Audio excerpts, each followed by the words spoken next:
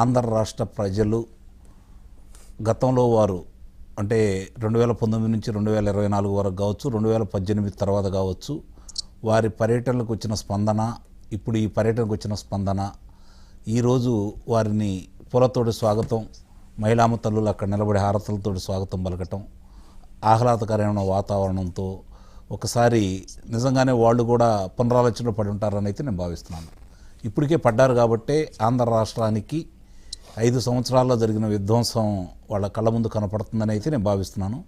అందుకోసమే వాళ్ళు సహాయ సహకారాలు అడిగిందే తడువుగా, చంద్రబాబు నాయుడు గారు అడిగిందే తడువుగా వాళ్ళు సహాయ సహకారాలు అయితే నిస్సందేహంగా అందజేస్తున్నారు. అంటే దీన్ని బట్టి వాళ్ళకు కూడా అర్థమైంది ఏంటంటే ఆంధ్ర రాష్ట్రంలో మన ఉనికి మళ్ళీ తిరిగి కొనసాగుతూ ఉంది. దీన్ని కాపాడుకోవాల్సిన బాధ్యత మన మీద ఉంది. ముందుగా మన పార్టీ మనం పురోగమనం సాధించాలన్నా కూడా, పటిష్టంగా ఆంధ్ర రాష్ట్రంలో ఉండాలన్నా కూడా ఏం చేయాలనే ఆలోచన వాళ్ళకు వచ్చిన తర్వాతే ఇలాంటి కార్యక్రమాలన్నీ జరుగుతున్నాయని అయితే మాత్రం నేను నిస్సందేహంగా చెప్పగలను. ఎందుకంటే గతంలో మనం ఊహించలేదు ఇవన్నీ కూడా. సరే, ఇక అంటే వారు వచ్చిన సందర్భంగా వాళ్ళ గురించి చెప్తూ మాట్లాడి ఇక అన్నగారి అంశాన్ని తీసుకొచ్చారు. విశ్వవిఖ్యాత నట సార్వభౌమ నటరత్న డాక్టర్ పద్మశ్రీ నందమూరి తారక రామారావు గారు, వారు చిత్ర పరిశ్రమకు సంబంధించిన దానితోటే ఈ భారతరత్నకు అర్హులు కాదు. చిత్ర పరిశ్రమకు సంబంధించిన వాళ్ళతో పాటు ఆయన రారాజుగా వెలుగుందతో పాటు ఆంధ్ర రాష్ట్రానికి ఒక దిశ దశ నిర్దేశాన్ని ఏర్పాటు చేసినటువంటి వ్యక్తి అన్న నందమూరి తారక రామారావు గారు. చాలామంది సంఘ సంస్కర్తల గురించి మనం చెప్పుకుంటూ ఉంటాం. అలాంటి వాళ్ళకి ఏమాత్రం కూడా తీసిపోయిన వ్యక్తి అన్న నందమూరి తారక రామారావు గారు. ఎవరికి రాని విధంగా మహిళామ్మ తల్లులకి ఆస్తిలో సమాన హక్కు కల్పించినటువంటి గొప్ప సంఘ సంస్కర్త అన్న నందమూరి తారక రామారావు గారు. అది చాలు మచ్చుక్కి ఆయన గురించి మనం మాట్లాడుకోవడానికి.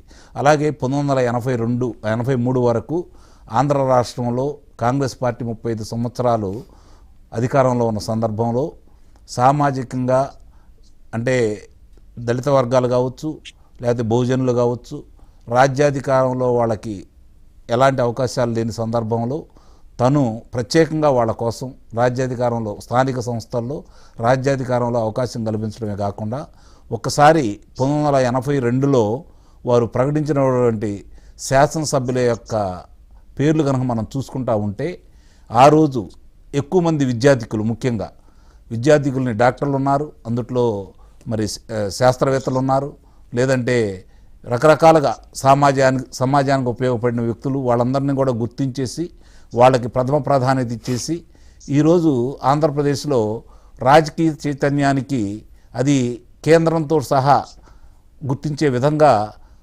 అధికార పార్టీని 35 సంవత్సరాల అధికార పార్టీని అంతమొందించి 9 నెలల కాలంలో అధికారంలోకి వచ్చేసి ప్రపంచంలో ఏ రాజకీయ పార్టీకి కూడా అలాంటి అవకాశం రాని విధంగా ఆయన అవకాశాన్ని కల్పించుకొని ప్రత్యేక గుర్తింపు తెచ్చుకున్న వ్యక్తి అన్న నందమూరి తారక రామారావు గారు. అలాగే ఎన్నో కొత్త సంస్కరణలు తీసుకొచ్చారు.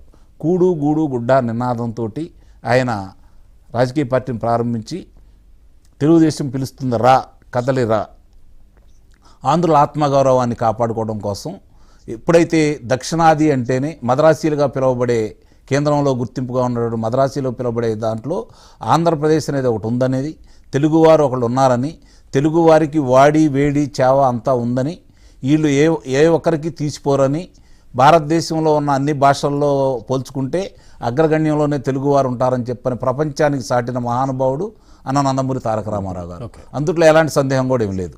మరి అవన్నీ దృష్టిలో పెట్టుకొని ఈరోజు వారికి భారతరత్న ఇవ్వడం అనేది సముచితం అనే నిర్ణయానికి అమిత్ షా గారు వచ్చారు అంటే ఆయన గురించి ప్రత్యేకంగా చెప్పుకోవాల్సిన పనేం లేదు. ఆనాటి కాంగ్రెస్ ప్రభుత్వాన్ని జనతా పార్టీ తర్వాత విచ్ఛిన్నం అయిన తర్వాత ఆ రోజు కాంగ్రెస్ పార్టీని గద్దెదించే విధంలో 89లో నేషనల్ ఫ్రంట్ చైర్మన్గా వారు సాధించినటువంటి విజయం అనేది మామూలు విషయం కూడా కాదు. మరి అలాంటి వ్యక్తికి ఈరోజు భారతరత్న రాకపోవడం నిజంగా తెలుగు వాళ్ళందరూ బాధపడుతున్న విషయాన్ని వాళ్ళు కూడా గుర్తించారని, అతి త్వరలో భారతరత్న వాళ్ళకి ఇస్తారని చెప్పి కూడా మనం భావించాలి. ఇక ఇప్పుడు ఆంధ్ర రాష్ట్రం విషయంకి వచ్చేతలికి 2014 నుంచి 2018 వరకు కూడా తెలుగుదేశం పార్టీ, భారతీయ జనతా పార్టీ ఇక్కడ అధికారంలో ఉంది. అలాగే కేంద్రంలో కూడా అధికారంలో ఉన్నారు.